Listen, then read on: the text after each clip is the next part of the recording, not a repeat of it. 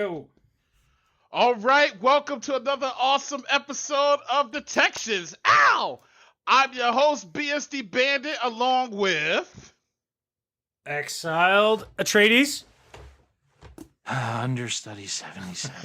Come on. That should be a Look. you should be more excited Today right now. today actually is a very exciting day. I'm actually in a rare good mood after basically just sitting here like clenched up with rage and tension and all kinds of shit over the last several days. And so that this makes sense to people, we're recording this episode late.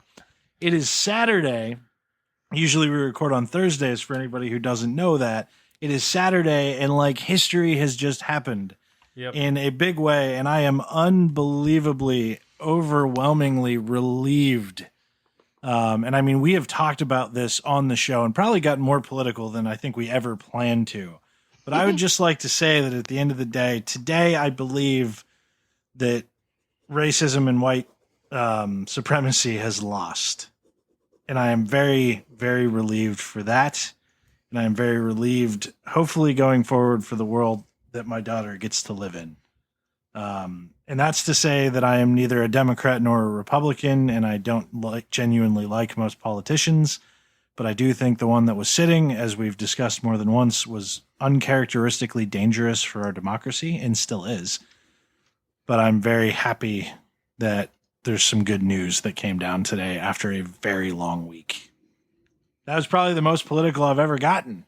It has been an unprecedented time, though, so it's totally understandable. And I mean, we're looking at an unprecedented amount of elections. Mm-hmm. However, it doesn't mean we're out of danger because, you know, it's awesome to say like Joe Biden is the most voted for president ever in the history of the United States. But then you have to remember that Donald Trump is the second most voted for president ever in the history of the United States. So, like, it also goes to show just how divided we are as a country. Mm-hmm. And that's something that I think, you know, we need some time to heal. And we really need to start talking again. And I love healing, and I love talking. And I would hope that you love talking. You do a podcast. And I haven't seen Understudy this excited since the first episode of the new DuckTales. That's true. Well, no, the most recent Darkwing Duck one. Okay. Plus the Mandalorian season 2 is out. That's pretty exciting. Woo. There's a lot of exciting stuff going on, but it's been a rough time. Like COVID and George Floyd and protests and all that. It's taken its toll on everybody. It has. And it really has. Today, I don't say this to co-opt a statement, but like I feel like a lot of America feels this way, and it's something that I saw in the news too. Like today is one of the first days in a while that I feel like I can breathe. And again, I really don't mean that in any way to co-opt a statement, but like I do feel like I can just breathe a little easier today. You know what this reminds me of? This reminds me of the ending. Everybody's seen Gladiator, I'm pretty sure, right? Yep. And it reminds me. Are you not entertained? No, I am entertained. But at the end, when he killed the Roman emperor, and of course, even though he died, but he was relieved of all of his burden. And then they played that song at the end. I don't know what the song was. It was like, ah, ah. And I mean, everybody was just crowding around him. That's how I feel today. So here's the thing, and here's the shitty part about it. I feel okay today, but I know that it's going to get worse before it gets better, because I'm pretty sure we're going to have the first situation in the history of our country where we have a president who will not concede. Mm-hmm. I'm positive of that. And I think there's a lot of opportunities for our democracy to be royally fucked in the next 65 days. And that terrifies me. But I'm choosing to take today to be happy. That's what I'm talking about. And I'll worry about the rest later, because I'm probably not going to be happy later. So I'm going to take today and I'm going to revel in a victory. And I'm just going to be happy that we as a country have chosen not racism and not white supremacy and not, you know, all the other crap that's happened, locking away kids in internment camps. And I'm going to choose to be okay today. Yes. And then tomorrow I can face what happens next. Yes. And it's going to get worse before it gets better. But Oh, yes. I also have to have some faith that we'll pull through. I really, really hope we will. Greatness Genuinely. awaits us. Genuinely. Also, like, Monday I start my SANS training with Mr. John Hubbard. Woo! So I've got 2 days of training with him. It was really great to get to talk to him beforehand. I'm very excited to do his training. Mm-hmm. And then I'm off on Friday to go celebrate my mom and my dad's birthdays, which are both coming up, and we're going up to visit. So, like, it'll be nice. And I think next week's guest is really exciting as long as everything plays out. Like, I'm really excited to talk leadership. Yes. Yes. Because that's essentially my bread and butter at this point. Like, y'all are the technical ones, not me. We're all technical in our own way. I mean, I'm really good at capacity modeling, damn it. That's so exciting. I feel like Voltron is back together today. I mean, I think we're missing 2 lions, but I'll give you that. Yeah, that's okay. We'll be 3-legged Voltron. But, well, Just 2-legged Voltron with no arm. legs. Just Voltron, like, moving Voltron around with no legs. I'll Yeah, bite Voltron your with no legs. legs. Get back here. I'll bite your legs off. I hope everybody got the Monty Python reference there. I sure did. And speaking of birthdays, I want to give a shout out to my dad who turned 78 today. Woo! Nice. Happy birthday. Also, I will say I learned a really valuable coping tip throughout the pandemic, and I've talked about this a couple times. Mm-hmm. But I think I've finally been able to put this into words. So, like, I knew that this week was going to be really rough. So, like, last weekend we went out and I bought a 5,500 piece Lego kit. Oh, wow. The Harry Potter Diagon Alley kit. It's 5,500 pieces. It's massive and it's so intricate. Like, one brick built bookshelf is like 68 pieces. And it's like not a big bookshelf. So I've been building that through the week. Like, whenever the stress gets to me, I stop and I build Legos. Okay. And I came to an interesting realization. I was talking with people, and I'm making this as a suggestion to people, like a mental health suggestion, and I'm not a mental health professional. But honestly, building Legos is the closest that somebody like me with a mind that never stops has ever gotten to, like, meditation. Like, it is my Zen space. Like, I put on the Harry Potter movies, I sit at my desk and I start putting together Legos. And you just kind of follow through the book and you follow the instructions and you put something together, and it's very different. So, I talk about, like, manager brain and individual contributor brain to people sometimes. When you do a job, like, you can do your job, then you can go home. But when you're leading, and it doesn't matter if you're technically a leader or not, like, you don't really stop working. Like, you're always thinking about the next problem that you have to solve. How am I going to go about this? Like, it can be very exhausting, right? Especially in COVID space where there's no segmentation between work and home. So Legos have been that for me. So, like, I'd make the strong suggestion to any of you. And Lego knows this, by the way. Like, they've put out so many 18 plus kits. They just announced that they're doing the Ecto 1 from Ghostbusters, and it looks awesome. But, like, if you need a break and just to get away from everything, go get a Lego kit, sit down and put it together. And get, like, one of the bigger ones, like the ones that'll take you more than a half hour. But, like, it's such a wonderful experience, and it's such a nice way to just shut off for a few minutes. Oh, that's beautiful, man. And I'm like I said, I'm super excited that you found your Zen, because that's so important, especially like I said, with the mental health space, and especially with us as technical folks, because you're included. Far as, like, loosely included, our mental capacity never really shutting off. So I'm glad you found your Zen, my technical brethren. Loosely technical. But I got to recommend it to anybody because it's awesome. So, I mean, before we dive into the news, what do y'all got going on? Go ahead, BSD. Oh, okay. So for me, like, this weekend has just been awesome. I finished the second week of my new job at Red Siege. Woohoo! Yeah, dude, tell us about that. How is that going? Like, what's going on there? Oh, my goodness. It's going so well. The entire team, the entire company, they're so awesome. And the thing is, I'm even... Are you just saying that because they're going to listen to this? No. I'm Okay. not just saying that because of that. I would just say it on kidding. Twitter. Either way. But no, very awesome group of folks. Definitely learning even more, adding more to my knowledge base, which was the key. That's the key thing that I always look for when I'm moving to the next step, is how much knowledge I'm actually going to gain. And I know in this space, I'm going to gain a whole bunch of knowledge, which I already have when I'm having fun with it as well. Also, this week, also just kind of took some time as well. And like you said, you got your Zen. And I just did some like sketching.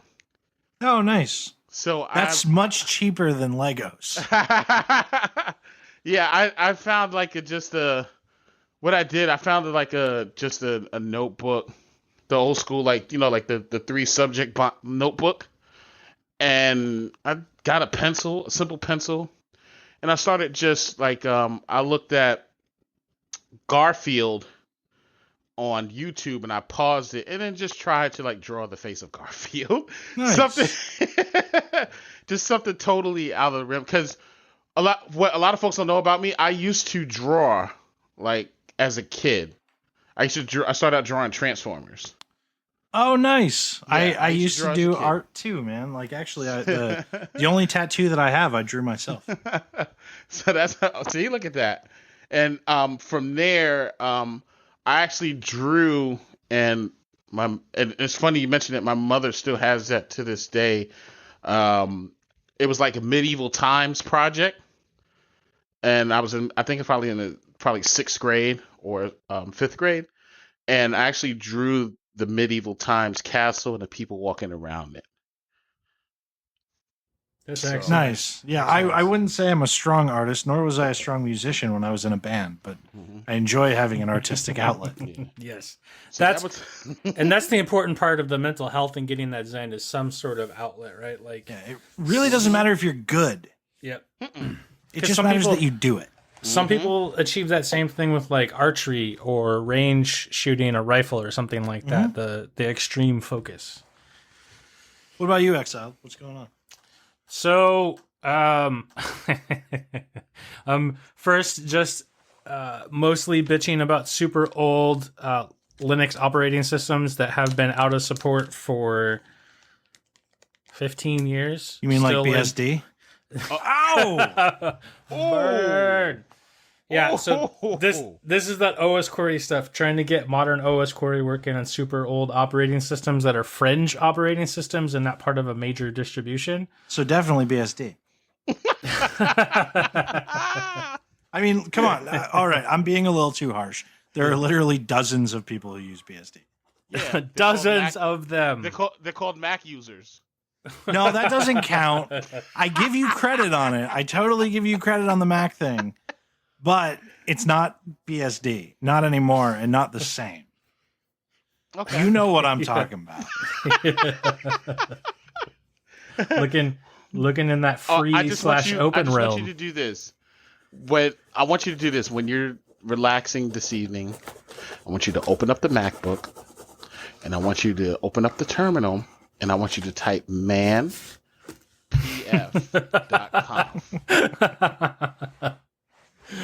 and tell me if it shows up. Oh, I'm sure that it will. I'm not questioning that. But I'm not talking about MacBook. I'm talking about like free BSD right now. Yeah, that is free BSD. That is heavily modified free BSD. Okay, fine. We'll put the BS and we'll leave the D for another day. That's what I'm saying. Fake news, damn it. Fake news. Fake news.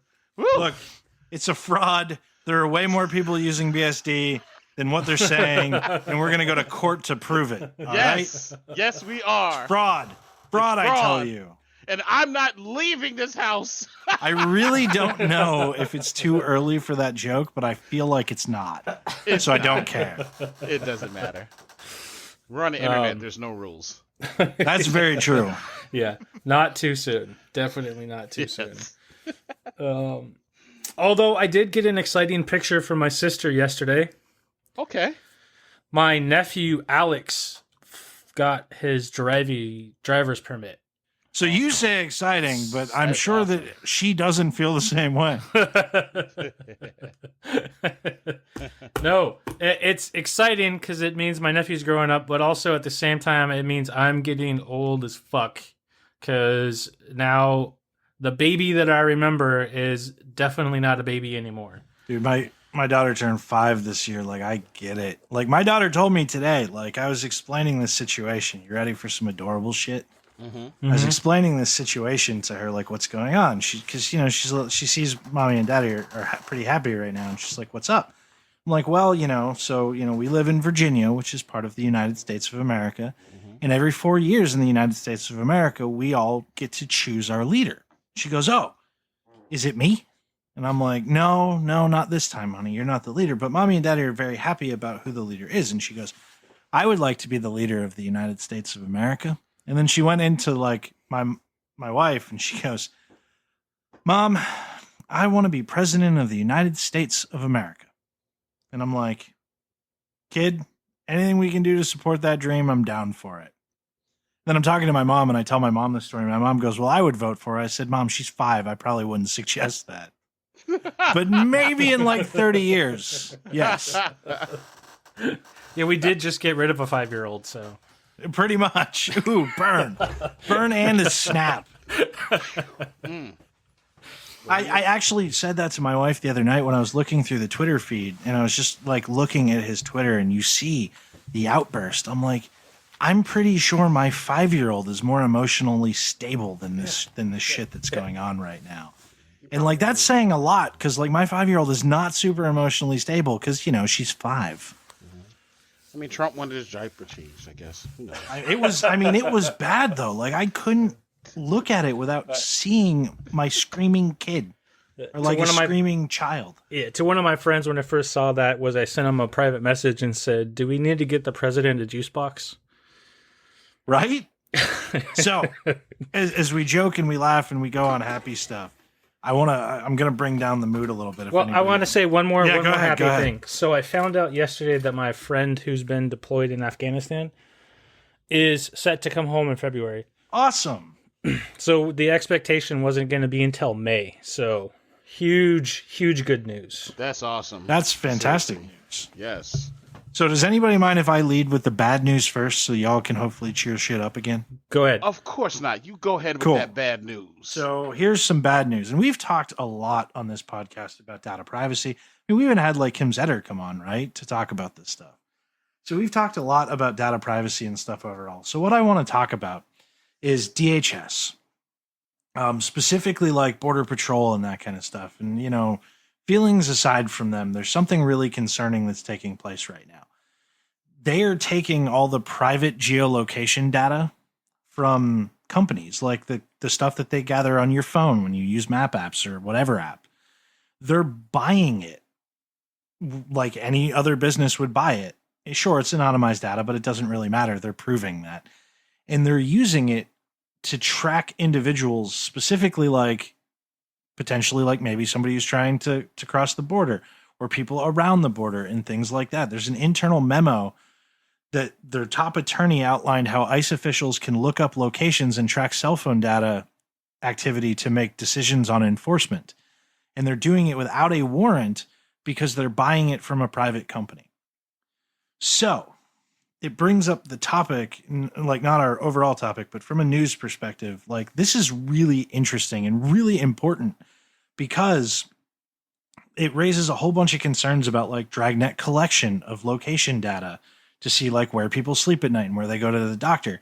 And when you have a government organization that's buying this quote unquote anonymized data, they can absolutely tie that in with the massive other amounts of data that they have and tell exactly who is who. I mean, reporters can do that shit. The common person can do it. The government can probably do it 20 times faster.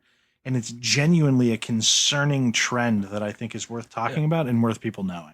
And it's even more concerning that it's DHS that only has executive branch oversight and Correct. doesn't have to respond to senators or congressmen. Like any elected official that we elect locally has no oversight on this enforcement agency. Yep. The article actually says it's a secret effort by members of the government to justify construction of a terrible surveillance partnership between the government and private corporations. And it's not even like the private corporations going like, oh yeah, government, here you go, because they have to worry about that.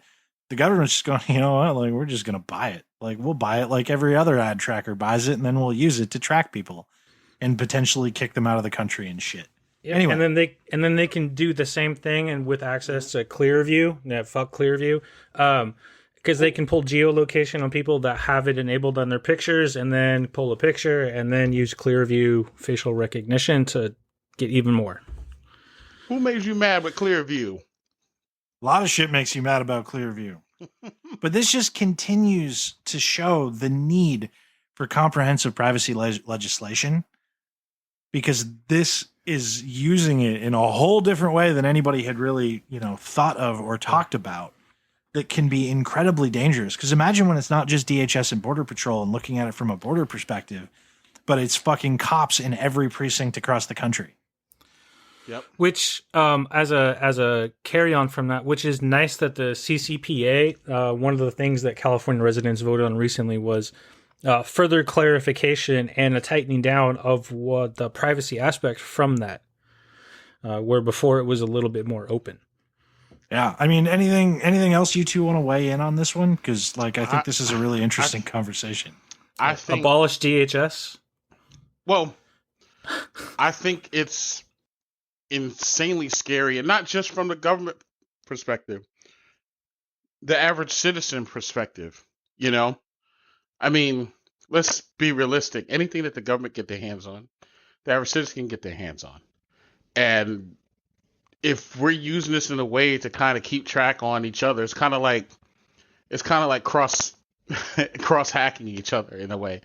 I think, like I said, the government's going to use it in their way. Okay, yeah, we're going to buy it like a regular company, but then we're just going to monitor everyone who we see fit could be a real danger to the country on paper. But we already know what they're going to really use it for. One of my honest and biggest concerns is that this can be used to essentially snub out or silence the right to protest in the United States. Because if police departments start buying this data the same way, warrantless, and tracking protesters through minute-by-minute geolocation data, they can tell exactly who was at a protest, where they went home to, and then get all kinds of information. Well, and that's terrifying. And that's already in place, right? So at the protest here, they have deployed the U.S. Marshal planes to collect cell phone data and take pictures from above. That's the stingers and stuff that we talked to Kim about, right? Yeah, well, stingers are actually more on the ground place, so they can do the man-in-the-middle attack on the cell towers. But the plane, they do something like that too. So that's been done, and we've actually had people here who've reported that police have walked up to their homes to question them after a night of protesting. But I mean, is that all warrantless or is that warranted? Like they need a warrant to do that or not? The few that I remember off the top of my head that they were talking to these people under the guise of a misdemeanor warrant for someone else. So imagine if they could just skirt the entire warrant and legal process and just buy this data from a company and then use it that way. God, it's fucking horrifying. And then they just show up at your door for questions. Oh yeah. Hopefully this gets way more visibility because I think it needs it. People too, right? Because they can usually say, you know what, we're gonna target all who we think are illegal immigrants in this country. Oh yeah. And actually, oddly enough, a shared article along with it was that almost 1,700 protesters had no idea a tech company was tracing their location. Really? Yeah. Yep. That's interesting. Mobile Walla used cell phone information to estimate the demographics of protesters. Oh, that's fun. So, again, we continue in this same path. It's really, really frightening. And I'm very much like a freedom first person. I really am. And this stuff is terrifying. And the use of technology is going to continue to be terrifying. Yeah. But go ahead. I was just going to say, it's terrifying. And the last thought that I had with this is, despite how much road we have made, areas are still very racially segregated demographically with where people live. Yep. And socially. So then they can just find even a small number and then, target an entire area off of a profile from purchase data. Oh, absolutely. I mean, BSD, any closing thoughts before we hopefully move on to happier news? Well, I just think that we really, really need to keep a close eye on this even more. And I'm glad that we're talking about it here. But for those of you who are listening to this episode today, because it's Saturday, do some more digging, do some more research as well. I advise you to, and let's bring this situation give it more light and make it more visible. Because I feel like right now it's not as visible. Oh, yeah. As it should be. And never be afraid to talk to your politicians and tell them that you don't think this shit's okay. Mm-hmm. Like, politicians do not understand technology. They do not understand how technology is used. Like, when we talked about this a lot with Kim, like, we need people who are willing to try to explain this to politicians and tell them that it's not okay and explain the intricacies of technology, how it's used and how it can be used badly. But anyway, who's next? I got something that's kind of happy, although it's still around law enforcement. Mm-hmm. I don't know if people listening or if we remember that old school crime centralized marketplace called Silk Road. I mean, look, man, in my day, like, we had to walk uphill 25 miles both ways to get anywhere. With no shoes on. No shoes on. Yeah. To buy your 100-pound hitman and your backpack. drugs. Yeah. To buy my weed. Yeah, I'm familiar with Silk Road. But recently, the federal government, what was it, $1 million? They traced a bunch of the Bitcoin wallets that still had Bitcoins floating out from transactions that were done there. And they seized, $1 billion of Bitcoins that were used for transactions on Silk Road. You know, New Jersey just legalized recreational marijuana, which is, probably going to go a long way towards hurting something like Silk Road anyway, as more states do that. And then Oregon itself, too. Oh, yeah? I didn't hear that one, but good. So Oregon moved drug possession in small amounts down to like a Class E. So it's less money than a traffic ticket. So next comes recreational legalization. That's close. And then we passed a law for researching and using psilocybin for mental health treatment. Oh, okay. Nice. That's good to know, though. Like, I mean, it's not good news or bad news. I'm assuming that for the most part, probably the money that was seized probably belongs to some very bad people. Yes. And in the article, they actually do, the Ars Technica article, they do a little bit of a breakdown on how they were able to use various tools on the blockchain to track down specifically where the money went. Nice. Bitcoin's not as anonymous as everybody thought. It stopped being anonymous. Who's surprised by that? Exactly. When the CNN, a.k.a. the Comedy News Network, mentioned Bitcoin, it was all over with for being anonymous. Yeah, yes. Who saw that coming? Oh, you mean to tell me that the internet's a bad place? Not a bad place? Gasp! Shock reaction. All right, what do you got for us, BSD? Well, what I want to talk about, and again, it's you know what? It's informative news. I'm not gonna say happy or sad news because it just depends. And we're gonna talk about your favorite operating system and mine, Linux servers. Hey, so I wanted to talk about this Git paste worm that I'm pretty sure you guys have probably heard about in your passing. But so a Git paste worm, it targets Linux servers and IoT devices, which, Linux and IoT kind of like interchange. So researchers have like uncovered like just the worm in like many Linux-based x86 servers, and of course IoT devices that are based off of the Linux operating system, mainly ARM and MIPS CPUs. So what the malware does is actually it utilizes GitHub and Pastebin for like housing malicious code in at least several different attack modules that are available. A lot of researchers call it that's why they call it the Git paste 12, because there's several different versions of it. Now, again, no malware is good to have. We all know that, right? So the mere fact that this can hide malicious code on a malicious, seems like malicious executable code on a GitHub page screams volumes, okay? So the script can contain comments in Chinese language and other languages as well that has like multiple commands that's available to attackers to disable like different security capabilities. So this could be including like stripping the system's defensive, and this includes firewall rules as well. Since we talked about, the Mac, aka BSP, using like PF earlier. Again, SC Linux and several other different capabilities, which is pretty interesting. So, yeah, how is this great news? I'd say it's great news in a sense of looking at exactly what's out there. Looking at securing your GitHub repositories, or looking at GitHub in a totally different way now that we know it can house pretty much executable code.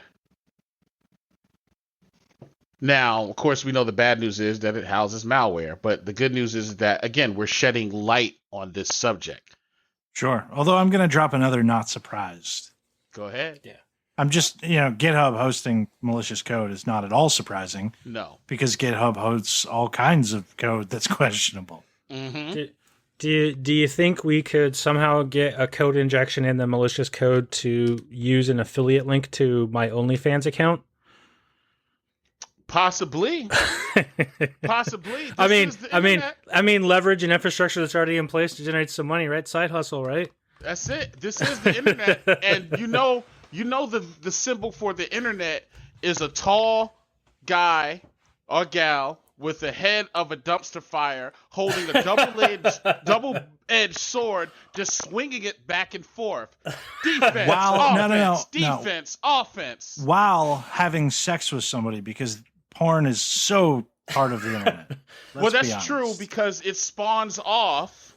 And then that means the dumpster is covered in cat stickers. I mean, half of the internet's rise to prevalence is the military, and the other half is porn. So, and then the final piece, maybe like 15%, is cat pictures. This is true. Now, do we deem those as malware, or which one's the executable code? Probably the military part of it. Or okay, the porn that's part executable. Okay.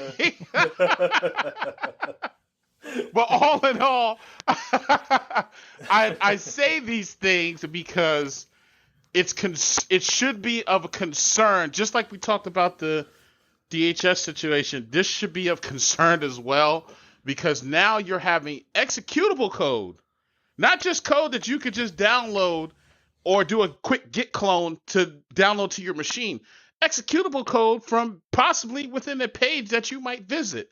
So this is kind of like stored cross-site scripting on steroids. Can it RCE?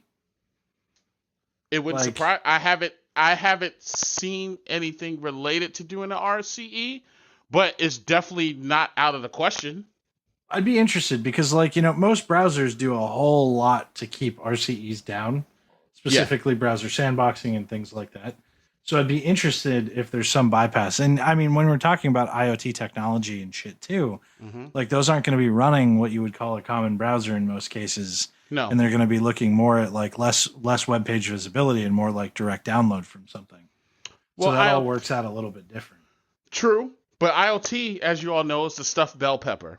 So it not only houses web browsers, also housing sensors and wireless, and all of the other good stuff that we enjoy as a community.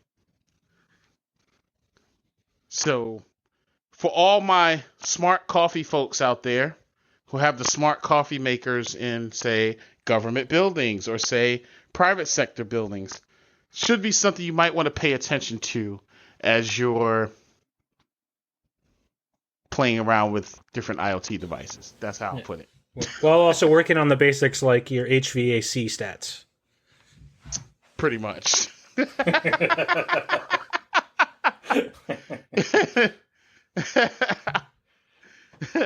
Where So does that bring us to our topic? yeah, I was just gonna say because Yes. I think you you have something you wanted to ask us too. Yes. So, how? Well, okay, you know what? No, I want to have this discussion. The discussion. This is what I want to talk about. So, during this past red teaming engagement that I was on, and the defensive team did a great job catching some attacks that we were doing, which is awesome. And it put me in thinking mode, even though I didn't have a pen and a pad to kind of draw things. But it put me in thinking mode, like, and this is the question I propose to you guys. Do you think, and this is how I think that both offensive folks and defensive folks need to know some type of language, whether it's programming or scripting languages.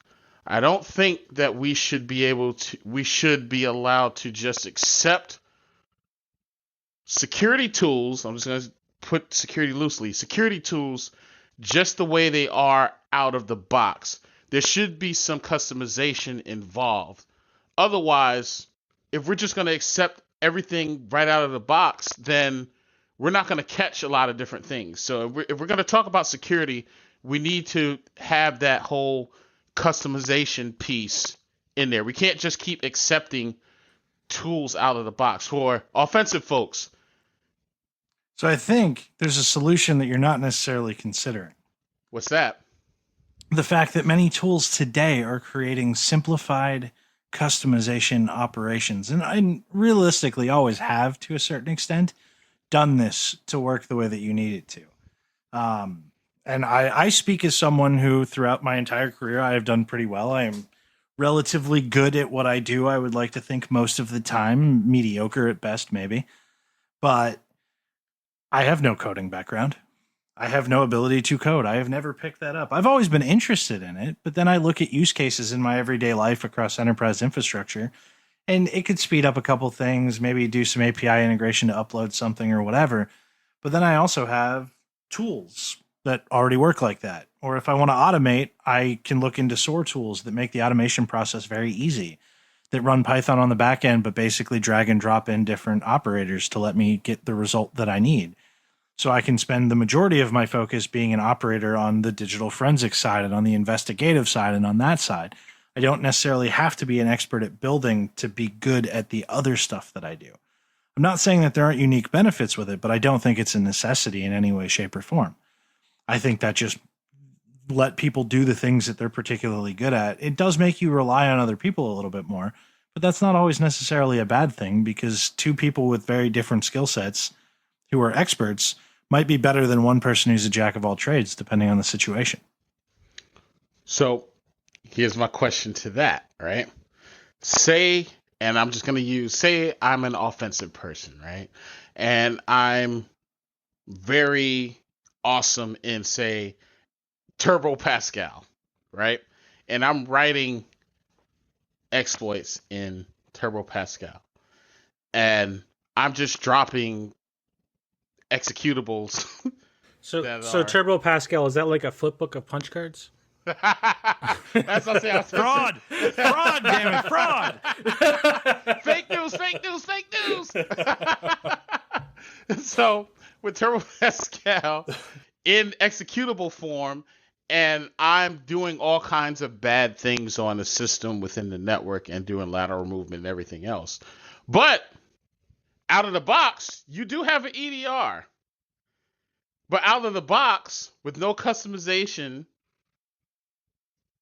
it doesn't pick up Turbo Pascal. It looks for everything else.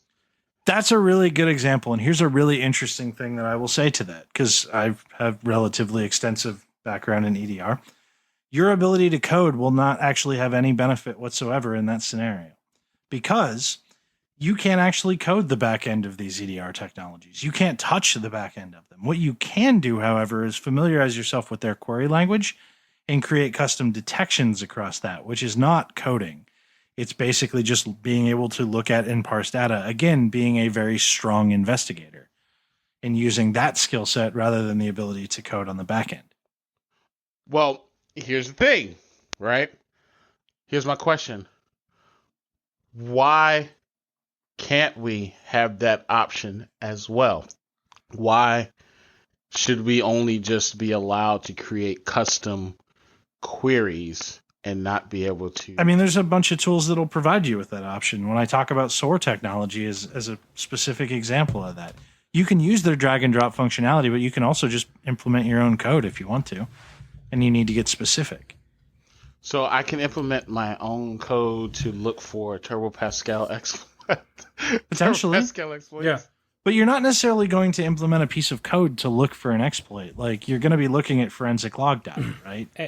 And the thing is, you don't necessarily just want to look for the exploit, because the real good detections are ones where you're detecting an exploit, exploiting a vulnerability.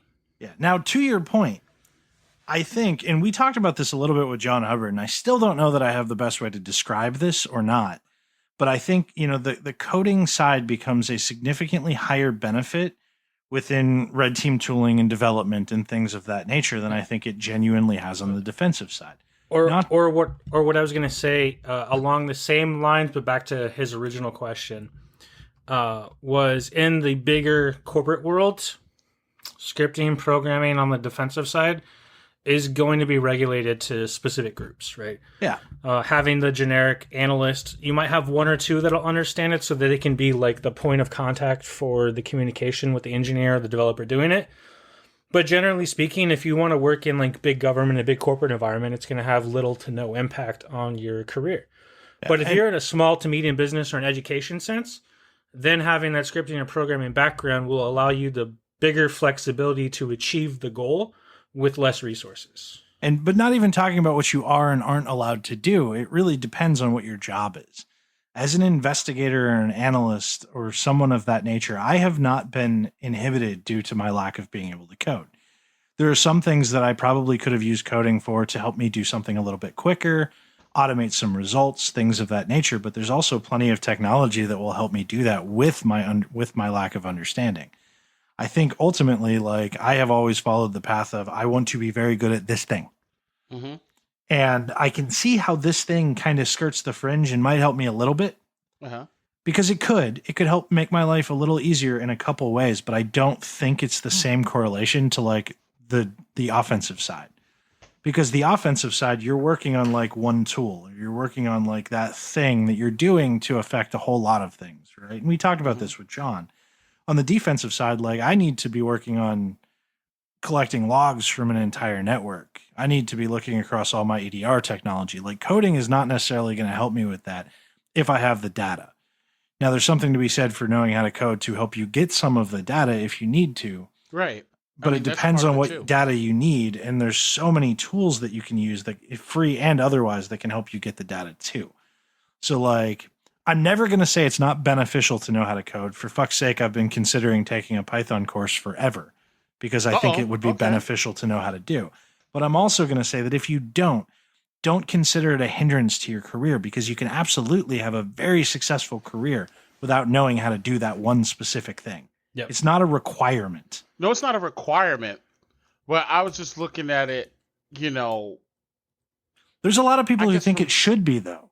And I think that's the part of it that I want to dispel. Like, I really want to dispel that myth that you have to be like an expert coder to be able to do this work. No, you don't have to be an expert coder at all. I do think it would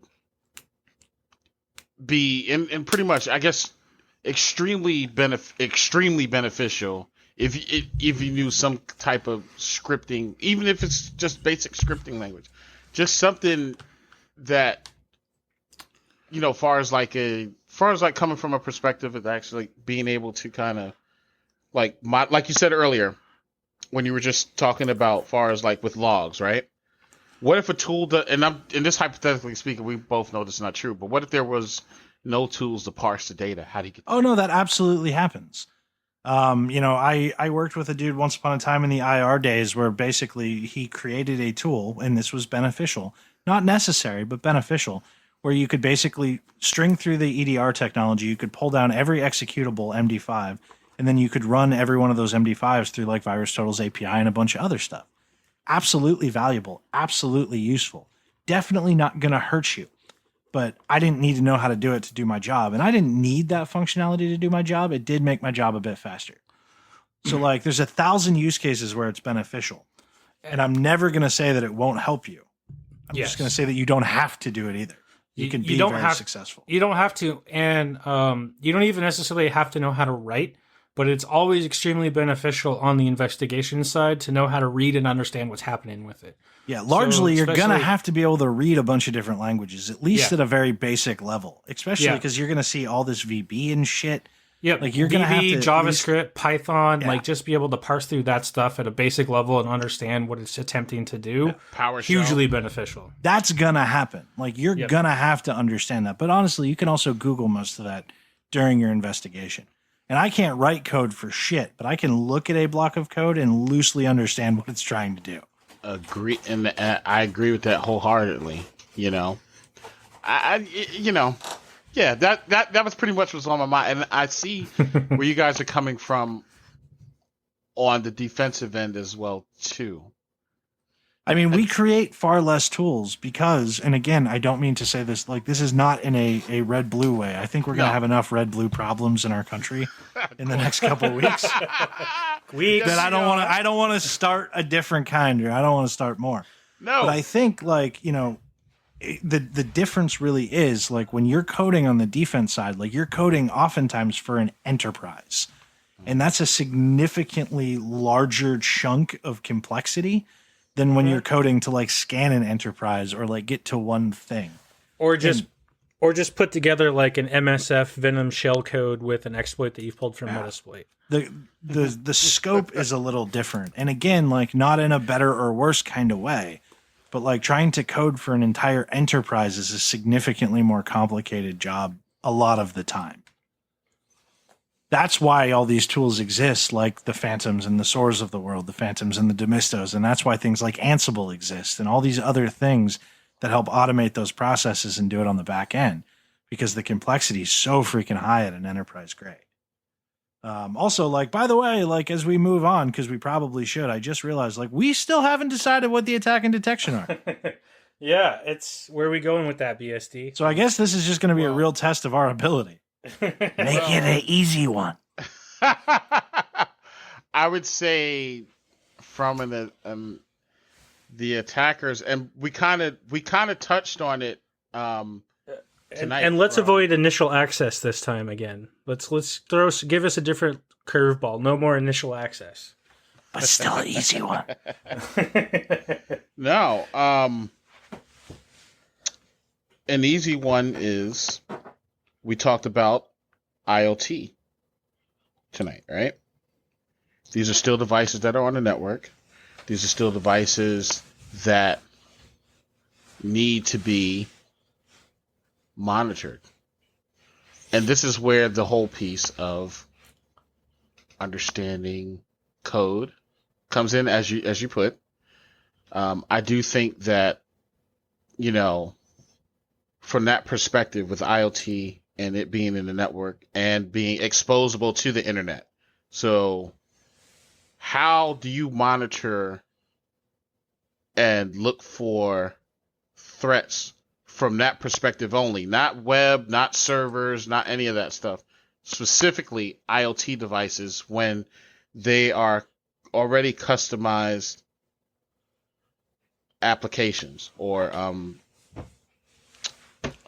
customized applications, whether it if it's just in the black box. We'll just say customized black boxes. So I want you to be a little bit more specific because we want to give specific detections here. Let's pick an IoT. I want you to decide, is it an IoT device that has a web server that's addressable for remote administration, or is it more something like in an OT environment that is segregated from the general World Wide Web? We're going to go with the web interface because that's where 90% of these IoT devices are. With a web interface that's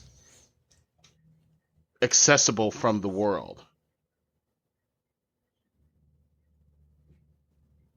We're going to go from that standpoint. And what would kind you... of attack? So you're looking for you're not going to give us a specific attack that you want detected, but just general monitoring. General monitoring for this one.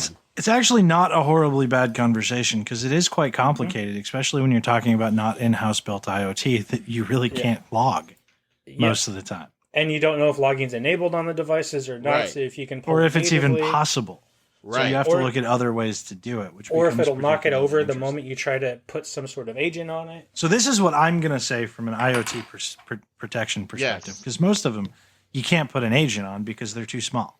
Right. Like they're not going to run an agent. The agent's not going to work. Like we're just not a real long way into individual monitoring of IoT devices. Exactly. So since we're being so unspecific, this is my suggestion.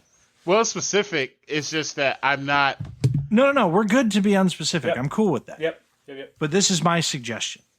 If you're going to run IoT in your network, which you probably are, every one of those devices should be segmented on their own network. They should not be on your main network. They should not be on your corp network. And you should probably be sticking an IDS with some base rule sets in front of them so that you can actually look at and understand traffic that exists there. That way, that's going to be your best way to kind of broadly look at IoT because you're likely not going to get any endpoint from it. You're going to be regulated specifically to network. If you can do packet capture specifically, that's also a huge benefit. But at least IDS and a segmented network is going to go a long way.